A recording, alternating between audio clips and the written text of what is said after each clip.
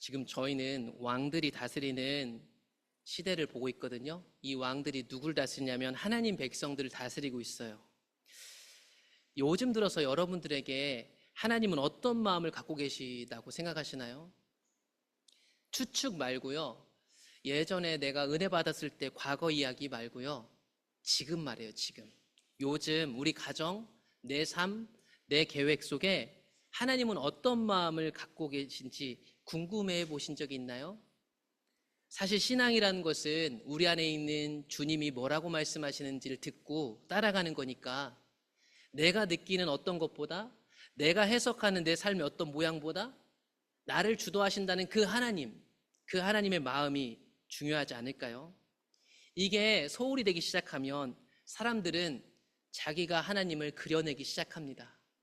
분명히 성경도 근거를 가지고 있고 주일날 예배를 드리고 있고 성경에 따라 전통적인 모든 것을 준행하는데 그게 내가 만든 하나님일 수도 있다. 이게 참 무서운 거 아닐까? 하나님이 선택하여 자기 백성을 삼으셨습니다. 여러 민족이 있는데 이 이스라엘을 하나님 백성으로 삼으셨어요.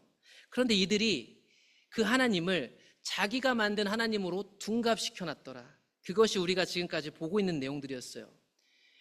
하나님의 백성이 북쪽 이스라엘과 남쪽 유다로 나누어졌다고 말씀드렸습니다.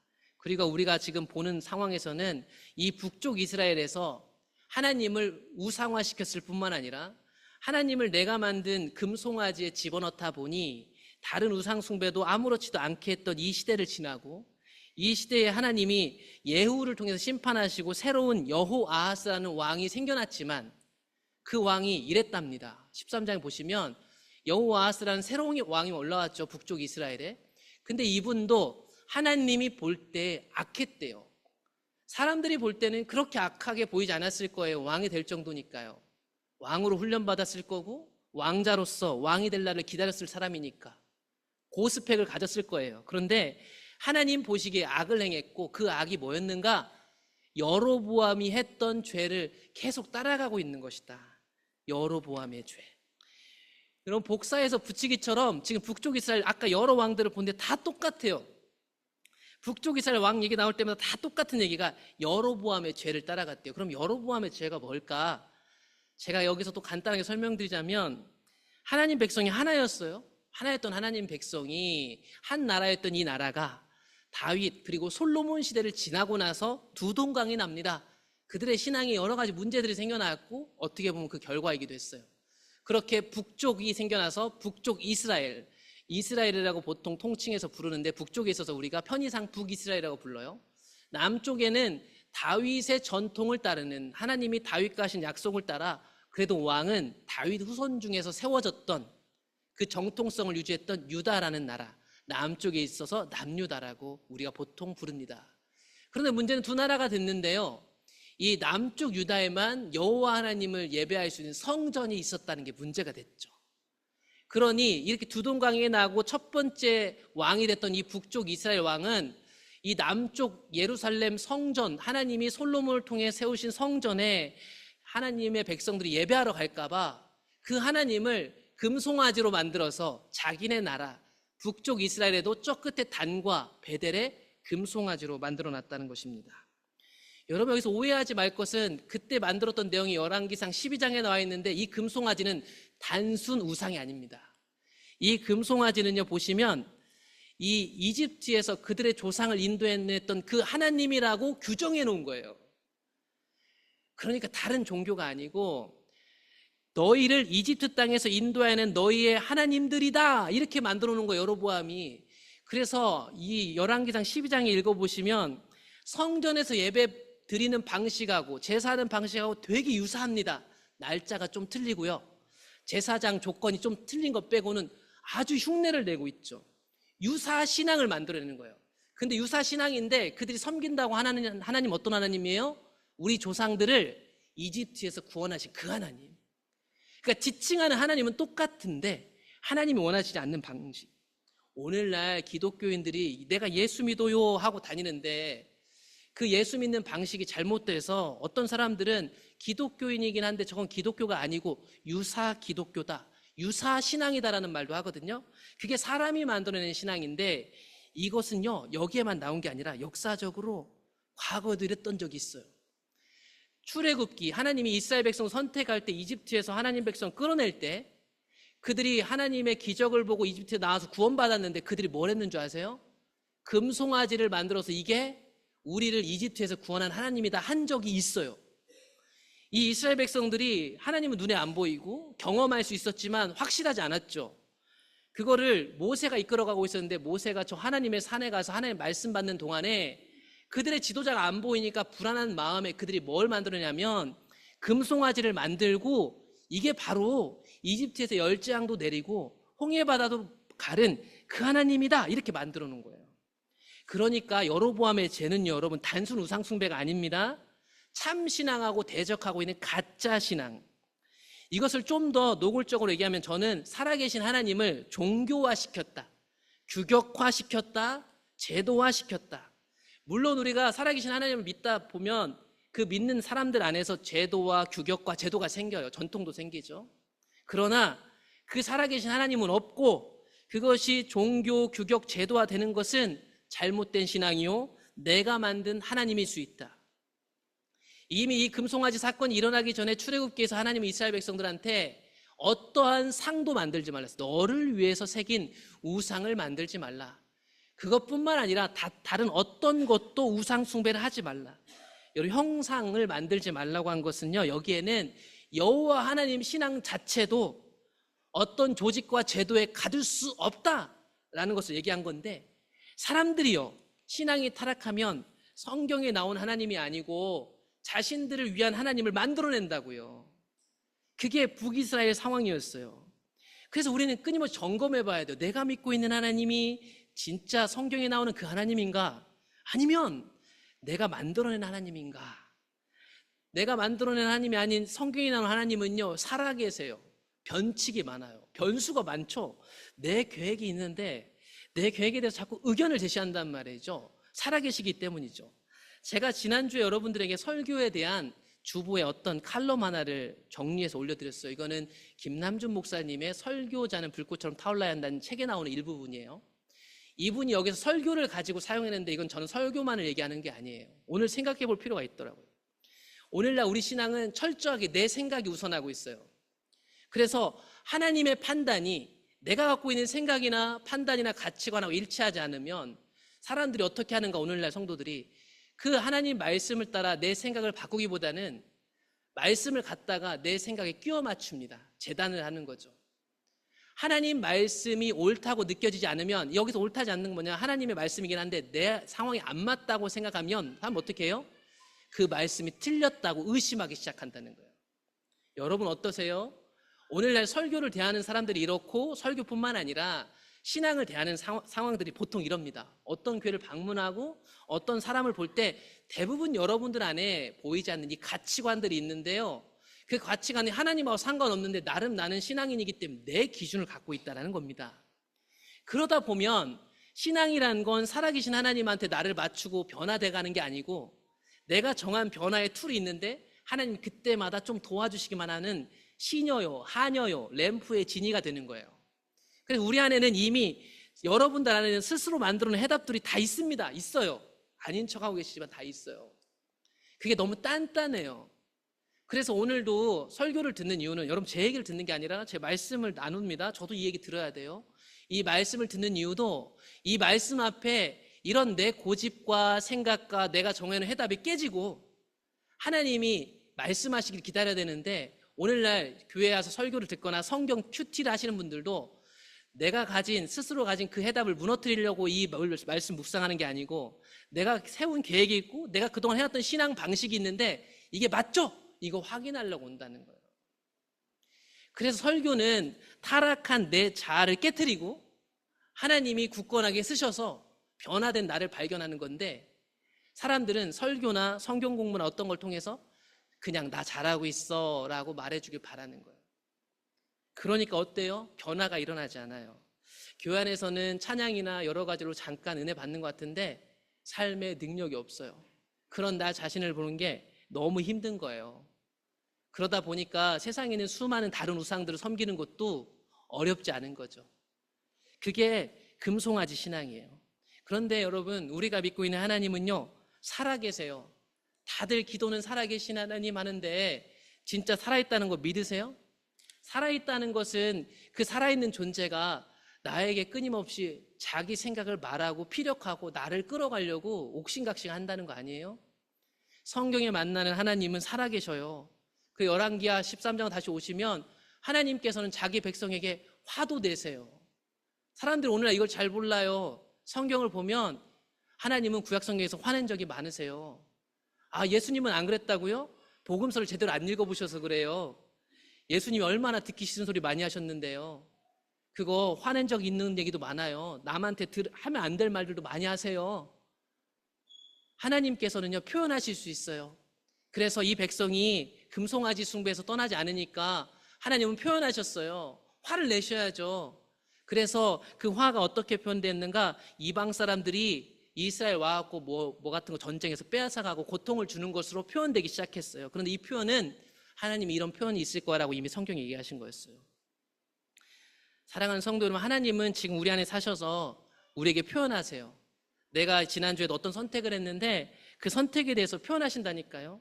내가 어떤 감정을 가지고 어떤 사람을 대했는데 내 감정에 대해서 하나님은 말씀하실 권리가 있으세요. 왜냐하면 우리가 예수를 통해서 그분을 나의 주인으로 삼았기 때문에. 나의 어떤 태도에 대해서도 하나님은 말씀하시고 표현하실 수 있어요. 그런데 그런 살아계신 하나님을 내가 만든 송아지 안에 가두고 살아가니까 다른 우상숭배 따위 양심에 걸릴 필요가 없는 거예요. 돈을 사랑하고 내가 하고 싶은 욕망을 따라가는데도 왜 양심의 가책을 못 느낄까요? 이미 대부분의 사람들이 자기가 만들어내고 있는 하나님을 자기 몸종처럼 사용하고 있기 때문에 그게 송아지 신앙이죠. 그렇게 말하면서도 어느 날 하나님이 내게 은혜를 주셔서 양심의 가책이 오려고 하면 사람들이 이렇게 생각해요. 나도 먹고 살아야 하는데 하나님 이해하시겠지. 그렇게 쪼잔한 하나님이 아니시잖아. 하나님은 사랑이에요. 이런 얘기들이요, 너무나도 핑계처럼 돌아다니는 거예요. 하나님은 오래 참아주시지만 때가 되면 표현을 하십니다. 우리를 사랑하시기 때문이죠. 결혼 사진만 거실에다 크게 걸어놓고 각자 산다면 그건 부부가 아닌데, 그런 시간이 오래 지나는데 표현을 안 하는 것은 온전한 부부가 아닌 것이죠. 그래서 하나님은 표현하셨어요. 분노하셨어요. 그런데요, 분노만 한 게 아니에요. 그들이 그 표현에 아파서 울면 그들의 기도를 들어주셨어요. 하나님은 그러니 분노만 하는 게 아니라 그들이 그에 대해서 반응하면 어김없이 그들의 기도를 들으셨어요. 아무리 악하고 아무리 금송아지 신앙을 하고 종교로 신앙하고 하나님을 자기 시녀처럼 부려도 그들에게 하나님 표현하시고 그들이 반응하면 하나님은 어김없이 나타나셔서 그들을 구해 주셨어요. 그런데 이런 패턴들은 이미 우리가 사사기라는 성경을 통해서 봤었죠. 사사기는 대표적으로 하나님을 떠났던 시대죠. 그 시대에 대해서 이렇게 평가해요. 그 사사시대 사람들이 하나님 앞에서 악했다. 하나님을 잊어버렸다. 이 잊어버렸다는 것은요, 지식이 없었다는 얘기가 아니에요. 하나님이 뭘 원하시는지, 그분의 마음이 뭔지에 관심이 없고, 그런 신앙생활을 오래 하다 보면 결국 이 땅에 주는 풍요의 신들을 섬기게 돼 있는 거예요. 이 땅에서 잘 먹고 잘 살게 하는 우상들을 당연히 섬기는 건 아주 자연스러운 거죠. 성경이 말하고 있는 제대로 된 살아계신 하나님을 모르니까 여러 가지 내게 필요한 건 갖다 쓰는 거예요. 그 시대도 똑같은 패턴이 나왔었죠. 하나님이 진노하셨어요. 그래서 이방 사람들이 공격해 왔어요. 내가 열심히 했지만 이 사고를 통해 사람들이 고통을 받았어요. 고통을 받고 받은 그 후에야 하나님 앞에 눈물이 나고 부르짖어졌어요. 그러면 어김없이 하나님이 누구를 세웠냐? 사사들을 세워서, 구원자들을 세워서 그들을 구해 주셨더라. 여러분, 하나님은 살아계셔요. 그 하나님이 지금 나에게 뭐라고 하는지를 아는 게 가장 급선무예요. 그래서 그 말씀에 반응하면 우리의 기도를 들으시고 우리를 구원해 주시는 분이다. 그럼에도 불구하고 사사기라는 성경은 맨 마지막 절에 이 성경을 끝내면서 그 주제를 이렇게 얘기하죠. 이스라엘에 왕이 없었기 때문에 각기 자기의 소견에 옳은 대로 행했다. 그 시대의 주제가 뭔지 아세요? 자기가 옳다고 생각하는 대로 사는 거예요. 오늘날에도 똑같죠. 교회 와서도요, 다 자기가 생각하는 가치관이 있으세요. 그거를 가지고 보는 거예요. 사람을 볼 때도 여러분 소견이 있으세요. 그걸 가지고 저 사람 신앙이 좋구나, 저 사람 좋은 사람이구나, 나쁜 사람이구나, 이걸로 산단 말이죠. 그런데 하나님 백성은 그걸로 사는 게 아니고 내 안에 계신 나의 주인이신 하나님의 목소리에 귀를 기울이고 살아가는 거예요. 하나님께서 왕이 다스리는 더 조직적이고 제도적인 나라로 만들어주셨지만 똑같은 상황이 된 거죠. 똑같은 상황. 그런데 그런 시절에도 있잖아요. 이런 시절에도 자기 소견이 아니고 내 마음의 소리가 아니라 하나님의 목소리에 귀를 기울이면서 살려고 몸부림쳤던 사람들이 있었어요. 그 사람들이 그 시절의 소망들이었어요. 그 시절에 다 그렇게 사는 거지, 유사신앙이요 가짜신앙인 걸 모르고 사는 그들에게 진짜 신앙이라는 게 무엇인지를 몸소 보여주는 사람들이 있었단 말이에요. 그게 우리가 앞에서부터 봤던 엘리야, 엘리사, 그리고 그들을 따르는 선지 공동체. 그 사람들은 그 시대를 향해서 좀 더 어렵게 살았고 고통스럽게 살았어요. 왜냐하면 다 자기의 필요를 따라 하나님을 재단하는데 거기서 진짜로 산다는 건요, 왕따 당하는 거였거든요. 필요할 때는 찾아와서 도와달라고 하고 기도해달라고 하고 하나님 마음이 뭐냐고 물어보지만 결국 필요가 채워지면 자기 가고 싶은 길로 가는 시대였거든요. 그런데 그 시절에 없어지지 않고 끝까지 버티고 있었던 엘리야, 엘리사, 그리고 그를 따르는 공동체가 있었어요. 그런데 그 엘리사도 죽을 때가 가까웠죠. 그러니까 하나님 따라가는 거 거리가 멀었던 이런 왕들도 이 엘리사가 죽는 걸 안타까워하는 거예요. 가짜 신앙을 갖고 있었어도 진짜 신앙을 가진 사람 한 사람이 없어지는 게 안타까운 거예요. 그래서 그가 죽으려고 하니까 그에게 와서 이 왕이, 북쪽 이스라엘 왕이 하는 말이 그 엘리사를 아버지라고 부릅니다. 높여 부르는 거죠. 그러면서 그 사람의 정체성을 얘기하는데 이스라엘의 병거와 마병이래요. 이걸 다르게 얘기하자면 이스라엘에 없어서는 안 되는 하나님의 군대요, 이렇게 그래요. 이 한 사람을 그렇게 평가하고 있는데, 이 평가는 이 엘리사의 스승인 엘리야가 하늘로 올라갈 때도 엘리사가 그 엘리야에게 했던 고백이에요. 엘리사가 엘리야한테 그랬죠. 내 아버지요, 당신은 이스라엘에 꼭 필요한 하나님의 군대였습니다. 그런데 그런 사람 밑에 또 그런 사람이 생겨나게 된 거죠. 엘리사는 죽을 병에 들어 죽을 고비를 앞두고 있는데도 불구하고 마지막까지 뭘 해야 됐냐면, 하나님을 떠남으로 인해서 고통받고 있는 그들, 이스라엘 백성들이 외부로부터 침략을 와서 고통당하니까 그들을 구원해 줄 구원의 화살을 쏘도록 하나님의 대리자로 사역했어요. 그래서 이제 전쟁 났는데 어떻게 해요? 엘리사 찾아왔죠. 왕이 동쪽 창을 여세요. 엘리사가 이르되 쏘세요. 화살을 쏘세요. 쏘매 엘리사가 말합니다. 여호와를 위한 구원의 화살, 곧 아람 군대에 대한 구원의 화살이니 왕이 아람 사람을 멸절하도록 아벡에서 치실 것입니다. 하나님이 도와주셔서 전쟁에서 이길 것입니다. 여러분, 이것이 그 시절을 깨우는 사람들의 죽을 때까지 마지막 사역이었습니다. 그 시절 하나님의 사람들이 얼마나 능력이 있었는지 13장 20절을 보면 이상한 기적이 하나 등장하죠. 엘리사가 죽어서 그를 장사하였고 또 다음 해가 돼서 모압의 도적대들이 왔다. 그러니까 이 이스라엘 사람들이요, 하나님을 떠남으로 해서 많은 고통들을 당하고 있었던 거예요. 지금도 보시면 엘리사가 죽은 후에 다음 해가 돼가지고 모압에 있는 약탈자들이 이스라엘에 쳐들어온 거예요.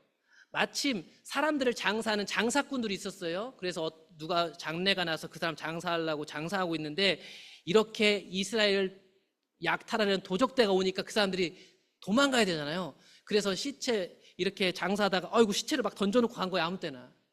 그런데 그 시체가 엘리사의 묘실에 들어가니까 시체가 살아나는 일이 벌어졌대요. 이건 단순 기적이 아니라 이런 시절 속에 살고 있는 북이스라엘에게 엘리사를 기억하라는 거죠. 하나님을 기억하라는 거예요. 이런 일들이 그 당시에 하나님의 깨어있는 사람 통해서 일어나고 있었습니다. 그런데요, 14장에 가보면 되게 신기한 일이 벌어져요. 하나님을 떠났는데도요, 하나님이 여전히 신실하신데 이런 장면이 나옵니다. 이제 등장하는 북쪽 이스라엘 왕 이름이 뭐냐면 여러분, 여로보암입니다. 여로보암 아까 계속 들으셨죠? 그 왕하고 똑같아요, 이름이. 그래서 이 지도를 보시면 여로보암 2세라고 불러요. 여로보암 2세. 우리가 아까 금송아지, 살아계신 하나님을 종교화시키고 금송아지화시켰던, 유사신앙화시켰던 여로보암이 여기 1대 왕이거든요. 이 사람하고 이름이 똑같아요. 이름이 똑같다는 건 뭘까? 일단은 그분에 대해서 성경이 얘기하기를 이 여로보암, 두 번째 여로보암이 왕이 돼서 41년이나 꽤 긴 세월을 다스렸는데 그 사람 어떤 왕이었나? 또 복사해서 붙이기 똑같습니다. 여로보암의 모든 죄에서 떠나지 않았다. 1대 왕아가 금송아지 우상, 하나님을 금송아지로 전락시킨 신앙을 떠나지 않은 거죠. 그런데요, 이런 악한 세월에도 불구하고 우리가 오늘 읽은 본문이에요. 이런 상황인데도 이 여로보암 왕이 이스라엘 영토를 수복하였더라. 우리가 알고 있는 앞에 패턴대로라면 문제가 생기고 나라가 쪼그라들어야 되는데 나라가 다시 잘 살게 됐더라. 하나님이 게다가 선지자 요나를 보내가지고 너희들 나라가 땅을 회복할 거야 말씀하셨나 봐요. 근데 그렇게 됐대요. 이상한 거죠, 앞에 패턴대로라면. 그래서 보시면 이 지역이 어느 지냐, 이 지역인데 이 지역은 본래 솔로몬 때 확장됐던 엄청난 땅이에요. 그러니까 마치 다 그런 건 아니겠죠. 이 여로보암 2세가 땅을 차지하고 나라가 잘 살게 되니까 마치 사람들은 와, 우리 옛날에 통일국가 했을 때 솔로몬이 다스렸던 땅처럼 되게 커졌다, 이렇게 말할 만큼 엄청난 눈에 보이는 결과물이 생겨난 거예요. 그런데 그 시절에 금송아지 선교인데 이게 무슨 일일까? 그 이유가 오늘 우리가 읽은 본문에 나온 거예요. 왜 이렇게까지 하셨을까? 하나님 얘기하십니다.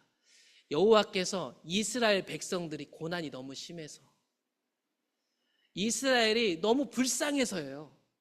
현대인의 성경을 보면 여호와께서 모든 이스라엘 사람들이 고통당하는 것과 그들을 도와줄 자가 없는 것을 보시고 얼마나 패역한지요. 자기들이 만들어낸 금송아지 돌이키지 않아요. 그런 그 백성들을 하나님이 진노도 보내보고 여러 가지 했는데요, 안 돌이키는 거죠. 그러니까 그들이 불쌍한 거예요. 이제 더 이상 안 됐을 땐가 봐요. 그래서 불쌍해서 도와주셨어요. 또 하나는 여호와께서 이스라엘 이름을 위하여 천하에서 없이 하겠다고도 아니하셨으므로 결국 북이스라엘 멸망하긴 멸망하는데요, 아직 이때는 아니었어요. 아직 이때는 아니었기 때문에 하나님의 약속이 여전히 이스라엘에 유효한 거예요. 그래서 여로보암 손으로 구원하신 거예요. 그러니 여러분, 여로보암은 착각하면 안 되겠죠. 가끔 그렇습니다. 우리가 신앙 안에서 하나님 잘 따라가다 보면 내 주변에 이런 막 열매들이 나타날 때가 있어요. 교회가 부흥되고 사람들이 은혜를 받고 우리 가정이 변화되고, 그럴 때 우리는 착각해요. 제가 착각을 하죠. 내가 했다고 생각하죠. 내 헌신 때문이라고 생각해요. 내가 하나님 앞에 바른 자세였기 때문이다, 내가 오래 참았기 때문이다. 아니에요. 이게 다 하나님의 약속 때문이에요. 하나님이 하나님 백성을 긍휼히 여기기 때문이에요. 그런데 그러면 외부적으로 이렇게 잘 되고 있으니까 착각할 수 있는데, 이 당시에 이들을 불쌍히 여겨서 땅은 회복하게 하셨지만 하나님의 진짜 마음이 뭔지를 알아야 할 거 아니에요. 그게 이 시대에 활동했던 선지자들을 통해서 밝혀져요. 그래서 이 열왕기 하를 읽으면서 그 시대에 활동했던 선지자들의 성경을 찾아서 보셔야 돼요. 이 당시 하나님 마음이 어땠을까? 우리가 오늘 읽은 열왕기하 14장에 보면 이 선지자 요나가 등장하는데, 이 요나가 여러분들이 어릴 때 주일학교 때 많이 들었던 물고기 뱃속에 나온 그 요나 선지자입니다. 그래서 아미떼의 아들 선지자 요나인데, 요나라는 성경을 보면 아미떼의 아들 요나가 나오죠. 하나님의 말씀이, 하나님의 명령이 아미떼의 아들 요나에게 임했어요. 오늘날로 치면 성령이 임한 거예요. 그래서 명령을 받고 가는데 그 명령이 뭐냐면 이스라엘 백성들을 향한 게 아니었어요. 누구를 향한 거였냐면 저 이방 나라를 향한 거였어요. 저 큰 성읍 니느웨로 가서 그것을 향하여 외치라, 그 악독이 내 앞에 상달되었다. 요나가 받은 미션이 뭐냐면 저기 이방 땅에 가가지고 그 이방 나라가 악하니까 니네 망한다고 전해라, 이거였어요. 심판을 경고하는 거였죠. 이 니느웨가 뭐냐면 이 아수르 제국이라고는 엄청나게 큰 제국의 수도라고 여겨지는 니느웨, 여기가 지금 우리가 보는 이스라엘 백성들 사는 곳이에요. 우리가 지금 성경에서 보는 위치, 거기에 저기 니느웨라는 곳이 있어요. 니느웨. 나중에 이 북쪽 이스라엘이 이 아수르 제국에 멸망합니다. 그러니까 요나 입장에서 봤을 때는 우리 민족 괴롭게도 하고 이 제국이 커지면서 온갖 악행들을 저질렀을 거 아니에요. 그 나라를 하나님이 보시고 이제 이 나라의 수도인 니느웨를 멸망시키겠다 전하라고 한 거죠. 그래서 처음에 요나가 한번 거절했던 이유는요, 거기가 자기네 민족을 괴롭히는 나라이기도 하고 거기 이 말씀 전하면 하나님이 만약에 그 사람들이 잘못했어요 하면 용서해 주실 하나님을 알아가지고 한번 피합니다. 그런데 하나님이 물고기 뱃속에서 살아남게 하셔가지고 결국 다시 한번 요나에게 똑같이 얘기하죠. 너 니느웨 가서 얘기해야 돼. 그래서 요나가 갑니다. 니느웨가 얼마나 큰 도시였는지를 설명해줘. 요나라는 성경을 보면 사흘 동안 걸을 만큼 큰 도시였대요. 3일 동안 걸어야 다 복음을 전할 수 있었나 봐요. 다 멸망합니다, 이 얘기를. 그래서 요나가 전한 복음은 뭐냐면요, 경고였어요. 경고. 그 경고가 뭐냐면 40일이 지나면 이 성 다 무너진다고 하나님이 말씀하셨어요, 이렇게 말했어요. 심판이에요. 심판 경고를 한 거죠. 그런데요, 신기한 건 이 패역한 여호와 하나님을 모르는 사람들인데 이 사람들이 이 말을 믿어요. 그들이 믿고 있는 신들이 있는데 그 신이 아니고 저 이스라엘의 하나님이 하신 이 경고를 믿어줬단 말이죠. 이게 진심이어가지고 이 사람들이 금식하고 굵은 베옷을 입고 높고 낮은 자를 막론하고 이 말을 믿기 시작했대요. 그 일이 왕한테까지 들렸는데 왕도 그렇게 했대요. 그러니까 모든 사람이 이 말을 믿었다는 거예요. 아, 우리가 저 여호와 하나님이 심판을 하신다고 했는데 그렇게 되겠구나라는 걸 믿어진 거죠. 그래서 이 왕이 도시 전체 행정명령을 내립니다. 급하게 행정명령을 내려서 짐승까지도 다 금식하고 다 회개해야 된다라고 해요. 이게 진심을 담아 회개라는 거죠. 그 사람들이 이렇게까지 회개하는 이유는 이겁니다. 9절에 보시면 하나님이 뜻을 돌이키시고 그 진노를 그치사 우리가 멸망하지 않게 하시리라. 그렇지 않을 줄을 누가 알겠느냐. 여러분, 이 사람들은요, 여호와 하나님에 대한 어떤 지식을 가지고 이용해 먹는 게 아니고요, 이제 40일이 지나면 멸망할 거예요. 한 며칠이 지났을까? 그런데 멸망을 할 텐데 우리가 이렇게 회개하면 하나님이 용서해 줄지도 모르잖아. 이런 게 되게 작은 소망이에요. 되게 작은 거죠. 이 말이 진짜 믿어진 거예요. 아, 우린 40일 뒤에 멸망한다라는 말이 믿어진 거예요. 그 아주 작은 소망을 갖고 하나님이 우리가 이렇게 하면, 회개하면, 용서해달라고 이렇게 하면 용서해 주지 않을 줄 누가 알겠어? 되게 불확실한 믿음이었죠. 그런데 그 믿음을 하나님 보시고 어떻게 해요? 재앙을 내리지 않았다. 이방 사람이에요, 여러분. 그러면서 요나서 4장에 가보면 요나가 하나님, 제가 이런 이방 악한 사람들 구원해 줄 줄 알아가지고 안 간다는데 왜 그렇게 가라고 막 불평을 해요. 그때 하나님 뭐라고 한 줄 아세요? 이 큰 성읍 니느웨에는 좌우를 분별하지 못하는 자가 12만 명이고 가축도 많은데 내가 이걸 아낀다. 여러분, 지금 요나서라는 성경은 이스라엘 백성들 얘기가 아닌데 왜 성경에 들렸을까요? 이게 그 당시 이스라엘 향한 하나님의 마음이었던 거예요. 이방 사람들도 이렇게 아끼는 하나님이 북쪽 이스라엘은 얼마나 아낄까? 금송아지에서 돌아오기를 얼마나 아낄까? 저는 늦었어요, 하나님. 닳고 닳았어요. 이제 은혜 같은 거 못 받을 것 같아요. 아니요, 하나님 우리 얼마나 아끼시는데 돌아가면 살 수 있다. 이게 그 당시 하나님의 마음이었어요. 그 두 번째 여로보암 때 하나님의 마음 두 번째를 알 수 있는 게 아모스라는 선지자. 여기 보시면 여로보암 2세 때 요나도 활동하고 아모스도 활동하고 호세아도 활동하기 시작했죠. 그래서 아모스 성경을 보면 여로보암 시대에 있었다는 걸 분명히 얘기해줘요. 그러니까 여로보암 시대를 여러분 읽으실 때 아모스를 꼭 읽으세요. 이런 표시기도 해요. 그러니까 땅이 넓어졌다고 우리가 신앙 좋구나, 그게 아니라 하나님이 아모스를 통해서 하는 말씀을 들어야 될 거예요. 하나님은 아모스를 통해서 말씀하셨어요. 지금이 아무리 땅이 넓고 솔로몬 시대 회복할 것 같은 것 같겠지만 너희들은 결국 또 비가 안 내리고 목마르게 될 것이란다 라고 말씀하셨습니다. 그러면서 그들의 실상, 우리가 열왕기 하에선 보지 못했던 그 시절의 모습을 낱낱이 고발하셨는데 그들의 죄가 이런 거였습니다. 여호와께서 이와 같이 북이스라엘의 서너 가지 죄를 말씀하셨습니다. 이는 그들이 돈을 받고 의로운 사람들을 팔아넘깁니다. 신 한 켤레를 얻겠다고 가난한 자를 팔아넘깁니다. 이걸 제가 바꿔봤어요. 사람들이 돈이면 다 돼. 돈이면 부모 자식도 필요 없고 내가 살기 위해선 다른 사람 거 뺏는 것도 문제가 되지 않는 시절, 그게 북이스라엘이었습니다.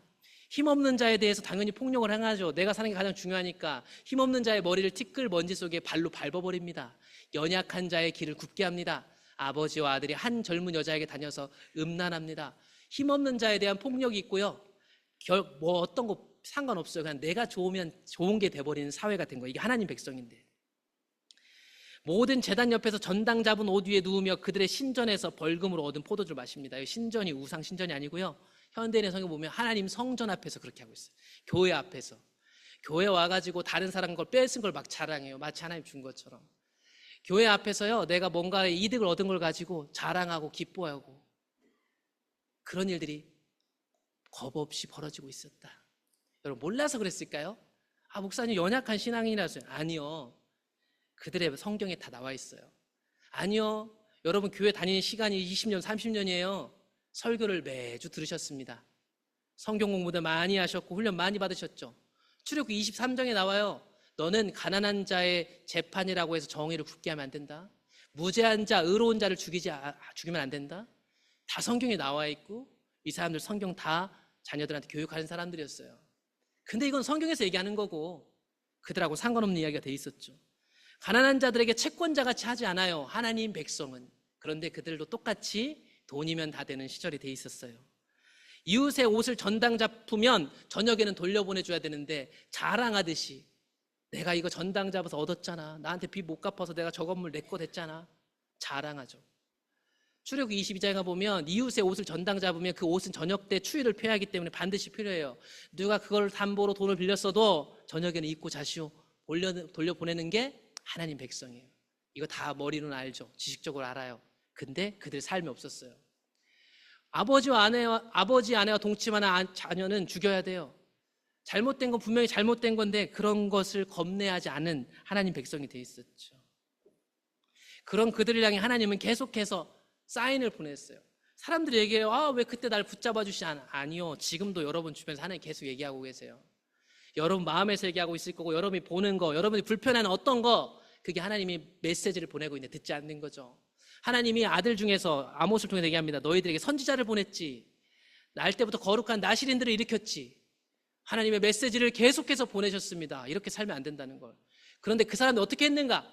거룩하게 살려는 사람들한테 포도주 먹이고, 선지자가 하나님의 명령을 받아서 명령하는데 너 그런 듣기 싫은 얘기 하지 마.